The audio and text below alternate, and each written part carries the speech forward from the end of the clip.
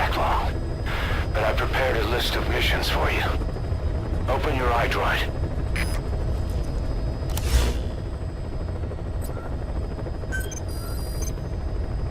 I've taken the job offers Diamond Dogs has received and made a list of those I want you to consider. Which ones you accept is your call. The objectives of the missions I've added are prisoner rescue, facility sabotage, and high-value target elimination. Probably all a walk in the park for you, but they should help you get back on your feet. I put the mission details on a cassette tape. Refer to it if you decide to accept the mission. We'll receive GMP for completing missions, and extracting soldiers and prisoners will boost our ranks. Building up Mother Base is the first step to achieving our goal. If that means wet work, so be it. We're gonna have to get our hands dirty. I hope you're rested up, because we're not stopping. Not until the pain is gone. The future of Diamond Dogs is in your hands. We're counting on you, boss.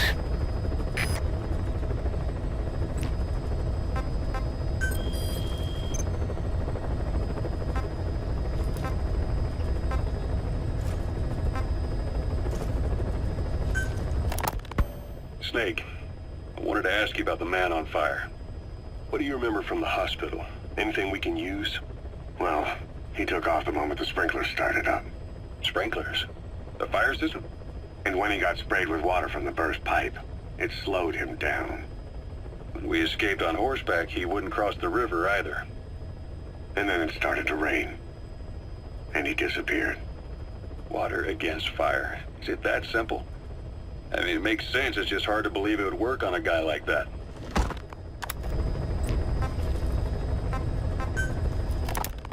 Christmas Eve, 1979.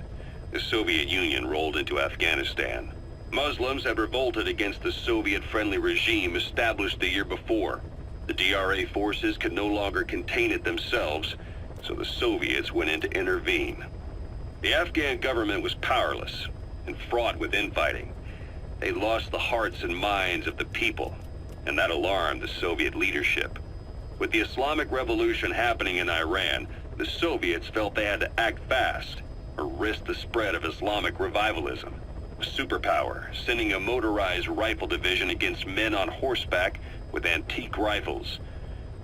Everyone thought it'd be over in an instant. Only it wasn't. Some Muslims made their fight a jihad, a holy war, and began a guerrilla campaign on all fronts. A war of attrition. These fighters call themselves Mujahideen. They're being supported by the West through Pakistan. That's why Miller was involved. He was training them near the Zero Line, sponsored by the CIA. The war has become a nightmare for the Soviet troops stationed here. They thought they'd be headed home in 6 months at the most. Then a year passed. 2 years. Now here we are 4 years on with no exit in sight. Afghanistan has become the Soviet Union's Vietnam. The Soviet troops on the ground want to go home, but at least they have homes to go back to. The Afghans have lost theirs. The Soviets destroy the kishlaks, villages, wherever they can. They burn down homes and fields, fill in wells, turn pastures into minefields. It's created a mass of refugees who fled to Pakistan. If the Mujahideen are fish swimming around the villages, the Soviets will go so far as to dry out their ocean. But this has had a big price. There's bitter resentment among the Afghans, and they're taking out their anger on the soldiers on the front lines. Among the Mujahideen are the Pashtun people. They're fiercely devoted to their code of Badal, or revenge. Soviets they've captured have had their hands, feet, and noses cut off before being left to die at the side of the road, just to show their comrades what they're capable of. Friendlies who come across them can do nothing but put them out of their misery. Then they burn down another village in retaliation. And the cycle of vengeance goes on.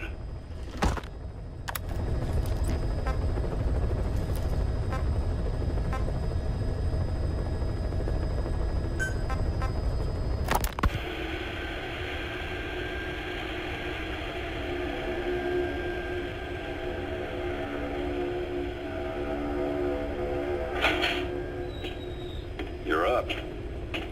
We're changing ships? We can't go sailing the Suez in a whaler. The Suez Canal. When did they reopen it? Not long after you were attacked. Once they finished sweeping it for mines after the Arab-Israeli conflict. Can you stand? We're going to transfer to a container ship for passage through the Suez. Our destination is Pakistan, Afghanistan's neighbor to the south. There, we disembark and head via Peshawar to the Zero Line, the border. We'll travel to the Khyber Pass by road. And then? We continue on horseback. Afghanistan's main roads are under Soviet control. We'll need to go around them. It'll be all narrow, winding paths through the mountains. We'll do better on horseback. It's a local guerrilla tactic. They use the higher ridges to avoid air recons. Then they charge down the mountains for ambushes. The Soviets still haven't devised a counter-strategy. Our time frame is only half as much as we really need. It'll be a tough march. Better horses than boats. Well, it'll make for good physiotherapy. Take the time to get used to that new arm. While the Soviets have indicated they are not participating in the Los Angeles Olympics, primarily because the United States has made no attempt to guarantee the safety of the Soviet Union's athletes, the United States is increasingly demonstrating the belief that the issue has nothing to do with its preparations, and in fact this is retaliation for the Western nations' boycott of the previous Moscow Olympics. That concludes today's news. That's quite some news. The Soviet Union not attending the LA Olympics? Yeah. Andropov's death has changed some things. They're calling it revenge for the Western boycott of the Moscow Olympics. Countries boycotted the Moscow Olympics. Yes. In protest of the Soviet Union's invasion of Afghanistan. Over 50 countries were absent. It's too bad I didn't get to see Yamashita's judo. When the 40th Army crossed the Amu River 4 years ago, détente went right out the window. The U.S. Congress chose not to ratify SALT II. And Reagan's hardline politics won in the presidency in a landslide. According to him, the Soviet Union's an evil empire. A second Cold War. And there's been no end to regional conflicts and civil wars. Lebanon, the Falklands, Grenada, Iran, Iraq. The story never changes. Egypt and Israel did sign a peace treaty. But then the driving force on the Egyptian side, President Sadat, was assassinated afterward. Apparently, his actions were considered a betrayal of his fellow Arabs. Islamic extremists? Yes. Fundamentalist extremists have been responsible for some bold acts of terrorism in recent years. We've had extremist students in Iran take U.S. embassy workers hostage, and suicide bombings in Lebanon. Over 300 foreign soldiers stationed there have been killed. Countries have yet to develop an effective means of dealing with terrorism. Afraid of losing their own men, they've pulled their forces out, handing private forces a golden opportunity.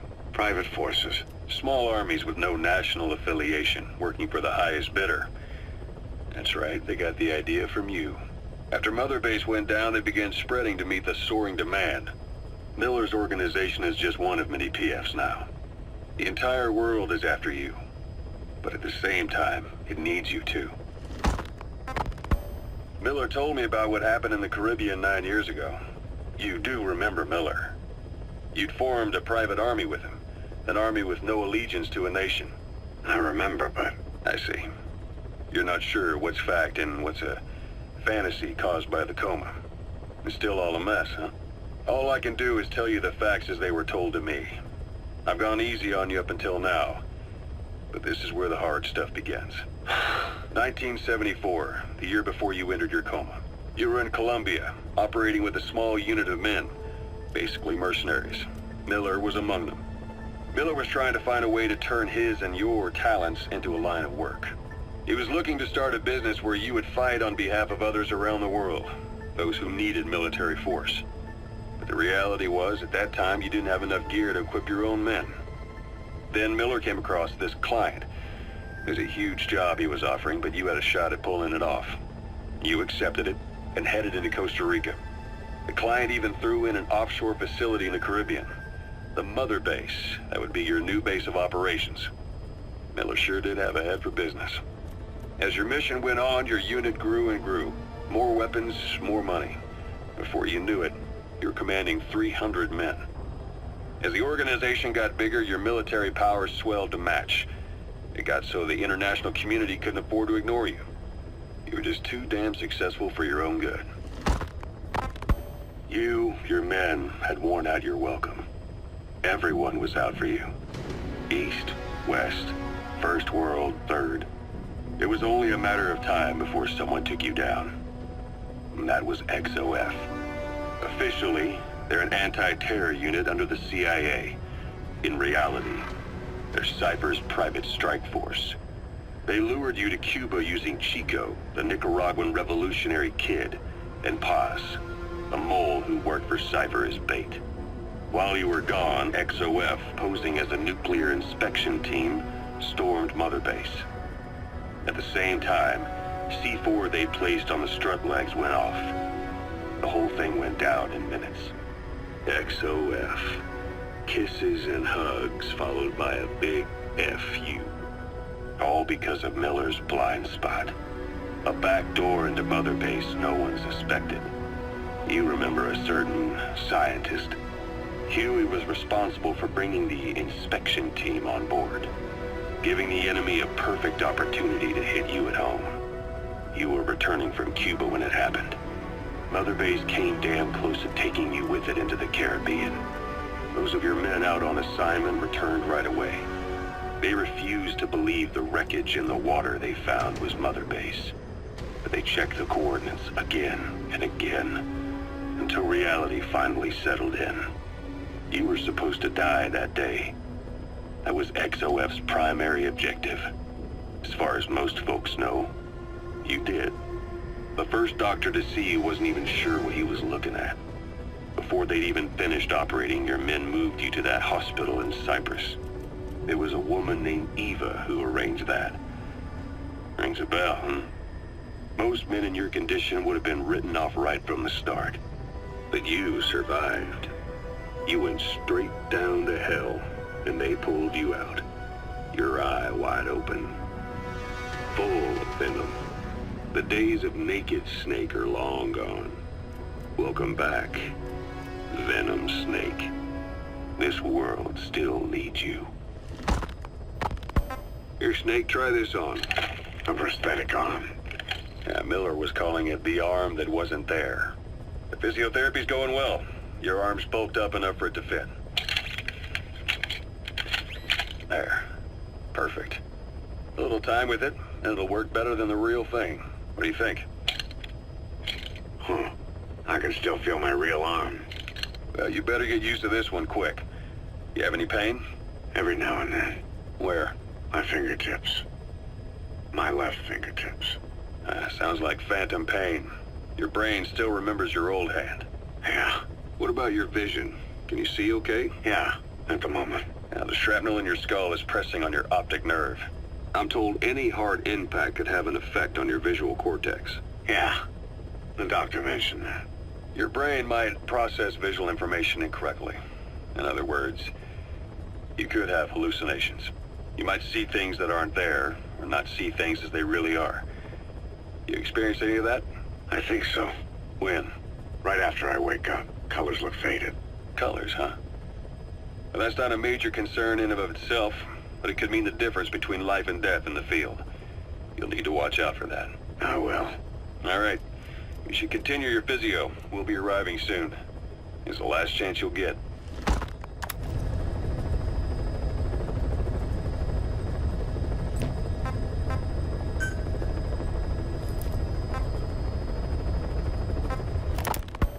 So SALT II still hasn't gone into effect. That treaty was drawn up to limit not just the size of the U.S. and Soviet Union's nuclear arsenals, but also their delivery systems. The whole deal. Just when we thought all those years of negotiations had paid off, somebody decides to invade Afghanistan. The timing couldn't have been worse. The president was in the middle of the SALT II talks back then. You mean while you were busy trying to stop Peace Walker? I heard. President Ford was meeting with the General Secretary in Vladivostok. In his absence, the political brass in America detected what they didn't realize was false nuclear launch data from Peace Walker, and were on the verge of ordering a retaliatory nuclear strike. Coleman's big idea? Humans are incapable of destroying themselves. Turns out he never knew what humans are capable of. If that AI, I mean, the boss, Hadn't found a way to stop the fake data transmission, they probably would have gone ahead with the launch. Deterrence was revealed as the pipe dream it was. All thanks to you. And her. The U.S.-Soviet talks looked set to fall through. What happened in Nicaragua no doubt helped trigger a change of heart. But in the end...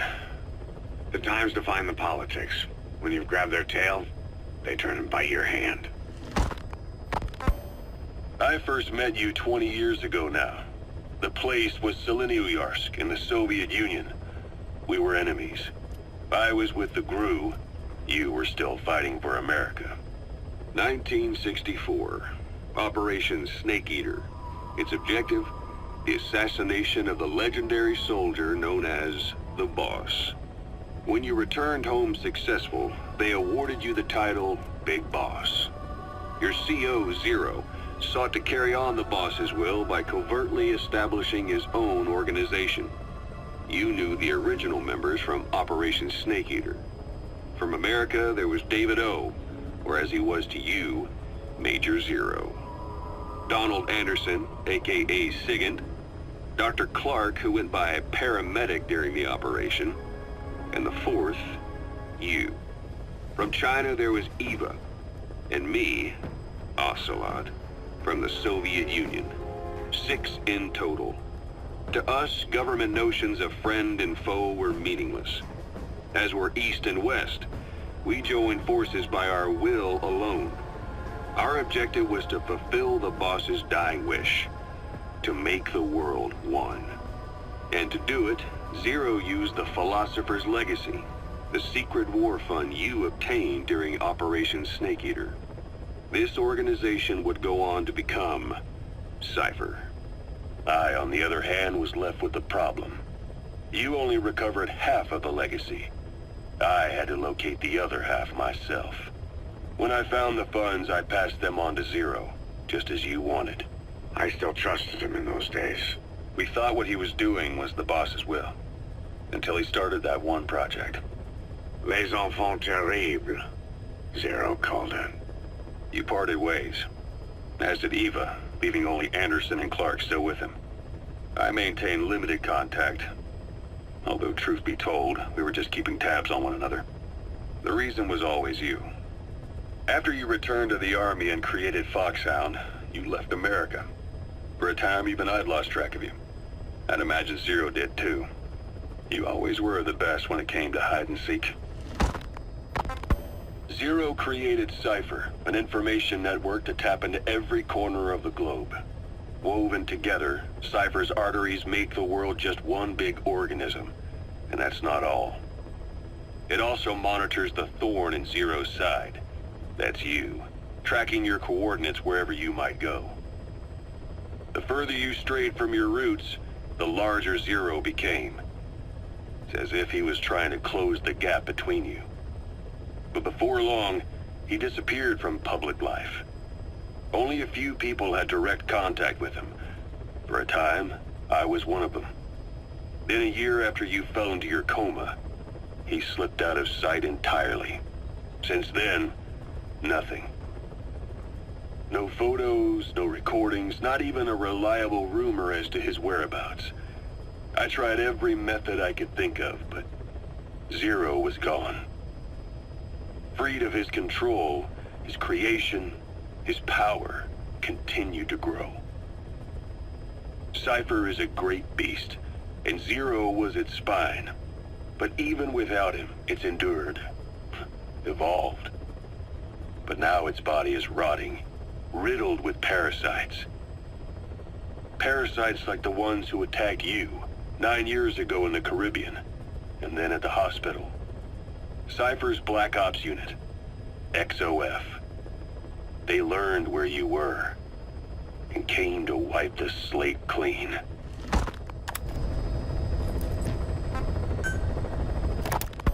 Ocelot, I hear they started calling you Shalashaska in Afghanistan. What's that about? You know the term Sharashka?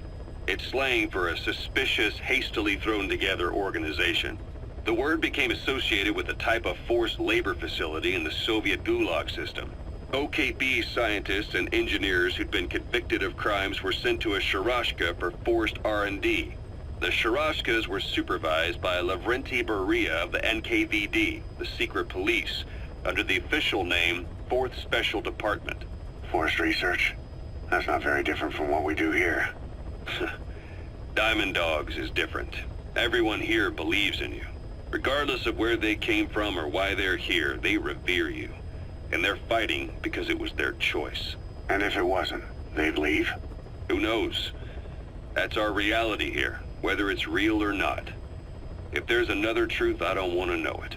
All that matters is that's the concept that's taken shape in their heads. The traces of a group ideology, our superstructure, to put it in Marxist terms. All right.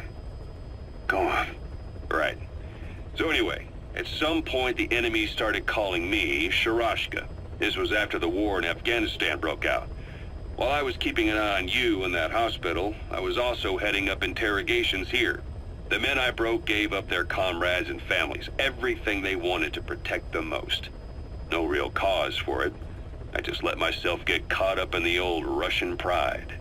And suddenly I received the honor of becoming Special Interrogation Advisor to the forced labor camps. But the more men I interrogated, the more people saw me as just that, the interrogator. It helped cover my real objective of keeping you safe. You went that far for me? Far enough to keep you alive. I ended up being pretty well known among the Afghan guerrillas. Some of them would have seen me on the battlefield. And that's how I got the second half of the name. Shashka. It's a sword. A type of saber from the Caucasus. Russian dragoons and Cossacks carried them into battle. Now the Russian Empire had a general by the name of Fyodor Arturovich Keller. His bravery earned him the nickname Russia's greatest Shashka. Someone must have known about that, because somewhere along the line, Shashka got stuck on the end of Sharashka. The guerrillas were using the name amongst themselves, and by the time I got to hearing about it, pronunciation had wound up as Shalashashka. So, half gulag, half hero sword. Is a perfect fit. But you see how rumors and ideas about people can get out of hand fast. Once you create a character and put it out there in public mind, it warps and twists with every baseless rumor. And before you know it, all people see are phantoms. In my case, it works out just fine. I'm plenty used to working under aliases.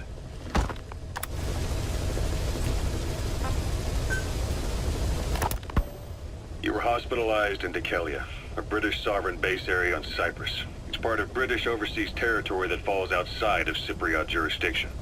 You got moved from Cuba's Little America right into Cyprus's Little Britain. Why Dikelia? The UK and the US remain close allies. The last place Cypher would think to look for you is inside their own system. That's what kept you safe in British military hospital for 9 years. The safest place from a whale is inside its own belly. You were a regular Geppetto. Well, it wasn't Pinocchio who led me out to safety. So who was that guy? Cypher went so far as to attack British territory, burning their own ally. That's how badly they wanted you dead. He said I was in a British military hospital. But the doctor had a Greek accent. They hire locally. Easier to trust them. Dikelia is also home to Greek Cypriots, after all. What about the Turks? They haven't returned to the south. Not yet. The Cyprus dispute is still a long way from resolved. The country is just as split as it was in '74. Turkish Cypriots in the north, Greek Cypriots in the south. Between them, the Green Line, the UN established. And Dikelia sits right on top of it. It does. Part of the buffer zone between the two groups. Another reason it was the perfect place to hide you. Easy to spot any outsiders snooping around. So how do things stand? Now, last year, the Turks declared that the Turkish Republic of Northern Cyprus is an independent state, though it's only Turkey that recognizes it. In the past, the Greeks and Turks lived side by side in the same villages. There are reasons to fight. Those came from the outside. Greece, Turkey, Britain, America, they all have their own stake in pitting the two sides against each other. But once you spark something like this, it's impossible to control. Both sides build up grudges like debt, without the foresight to see that each act of revenge just fans the flames. And then it's too late for other nations to rush in with peace talks. The embers keep on smoldering. Each nation's arrogance only breeds anarchy. The world is paralyzed by this hunger for revenge. Cyprus is no different.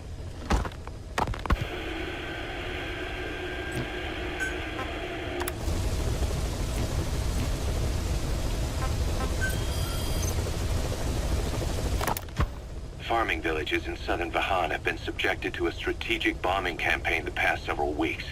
The damage is spreading. It's part of the Soviet Scorched Earth operation aimed at wiping out the guerrillas.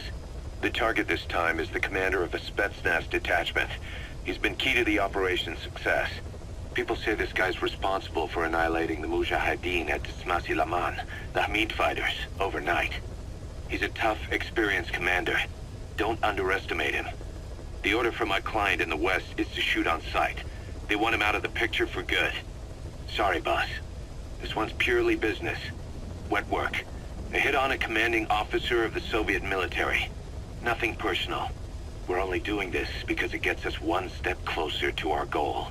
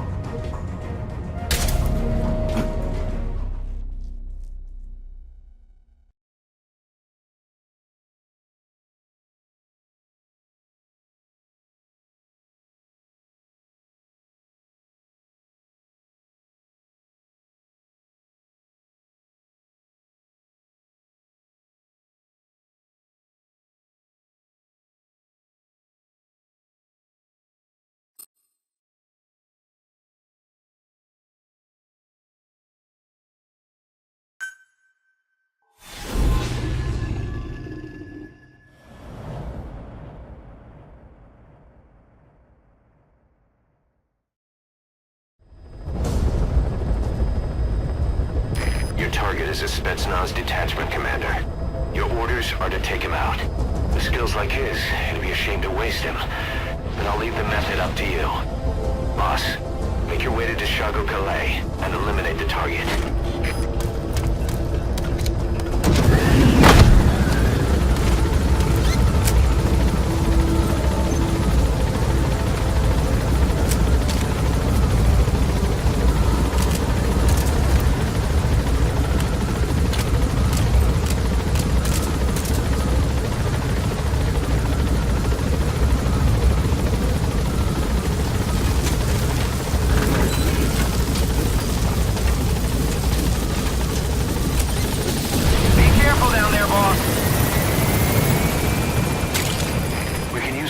From plants to make medicine or poison for use in new weapons and equipment.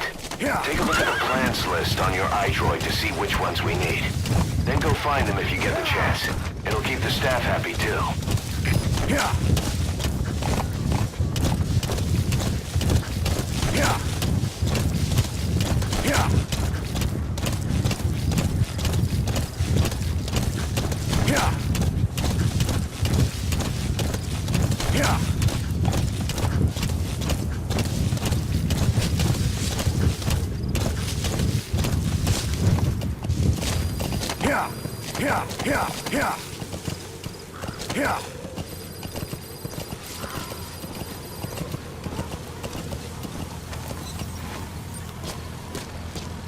You've arrived at the objective. Your target should be somewhere in that outpost. And don't forget, he has a Spetsnaz recon detail with him. Keep your guard up.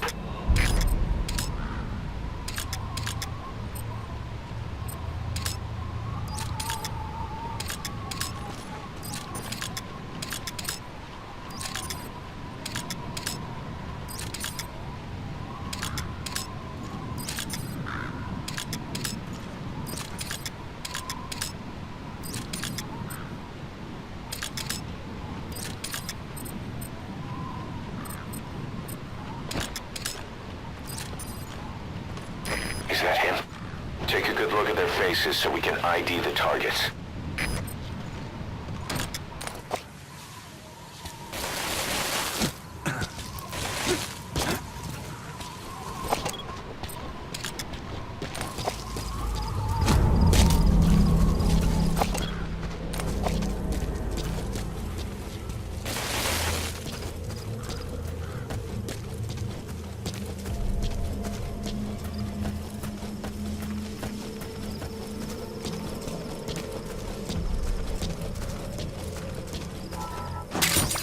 Those materials have already been processed. It may not be much, but we can use them straight away if you bring them back to base.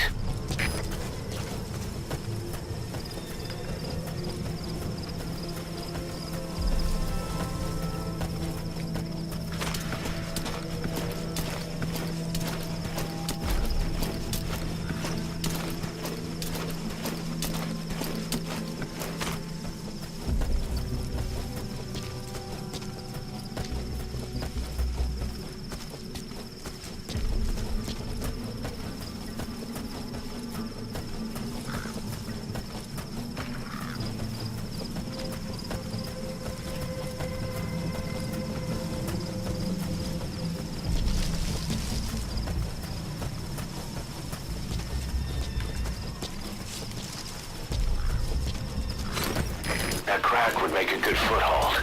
You can use crag climbing to make your way up.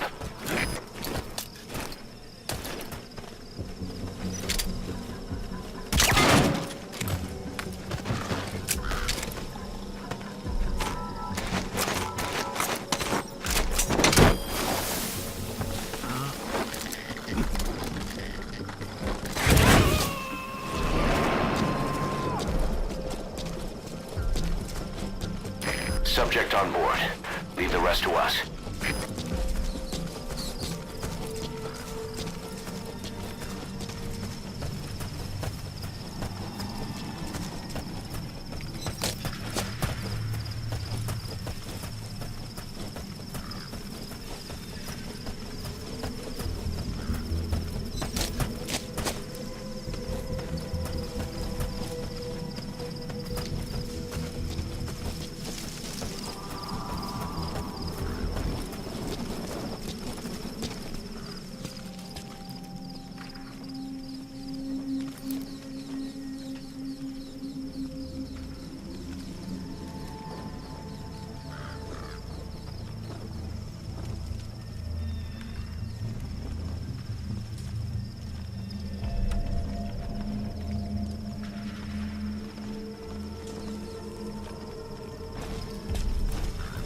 A dumpster.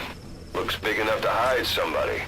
You could stash a downed enemy in there, or hide in it yourself. Just don't stand too close to me afterward.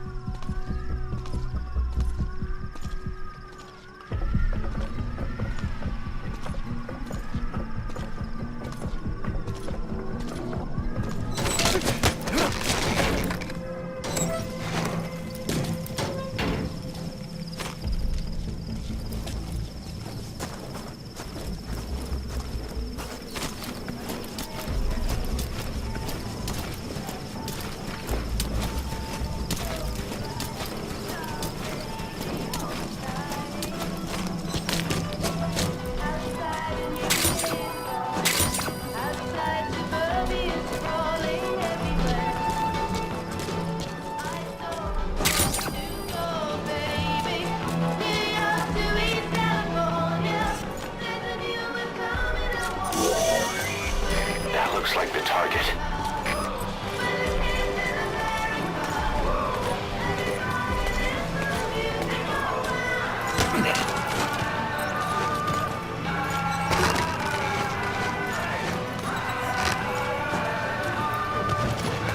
Boss, I gotta say it would be a waste to kill him. But putting him to sleep doesn't count as eliminating him. Neither does knocking him out. Those are raw diamonds. Collecting them as assets will raise our GMP.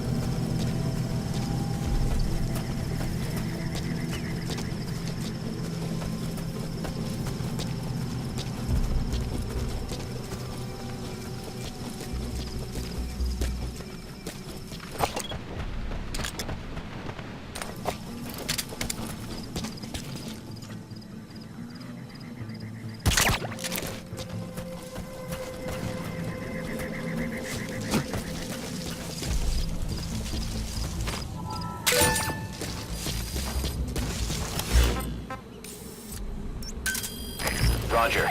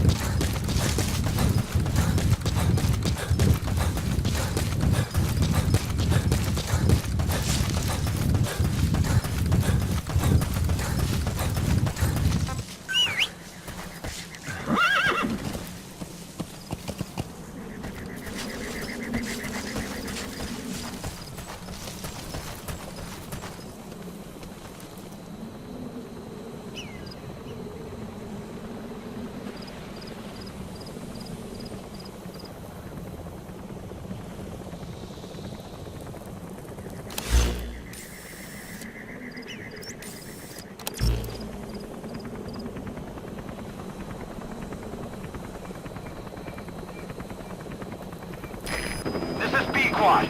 Arriving shortly at LZ.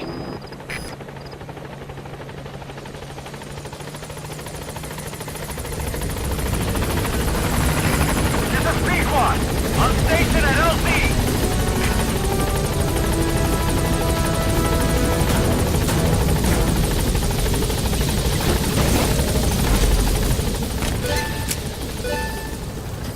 Gaining altitude.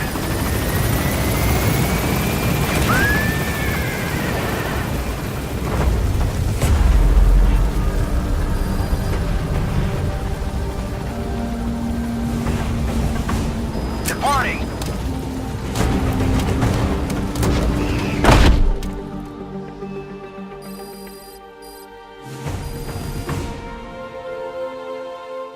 Amazing. Mission complete. That right there is why you're the best, boss. The one and only.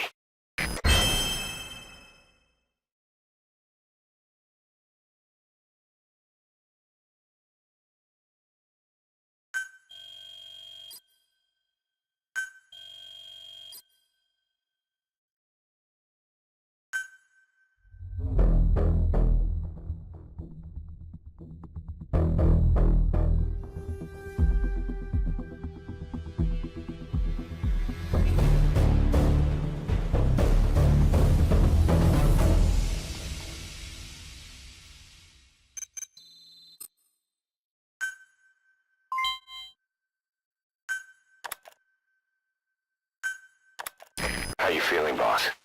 Getting used to being in the field again? Having choppers and horse at your disposal is indispensable for operating in the wilds of Afghanistan. I've gone ahead and arranged for you to be able to develop and customize weaponry for support choppers. And you can also develop new equipment for D-Horse if you like.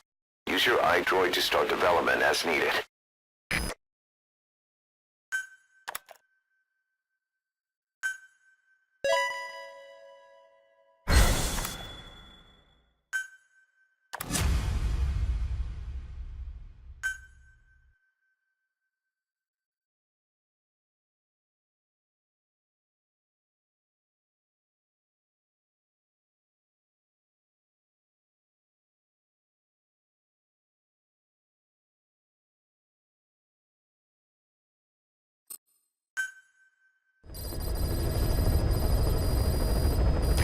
connecting your iDroid to the onboard computer, you turn the chopper into your own Aerial Command Center, or ACC.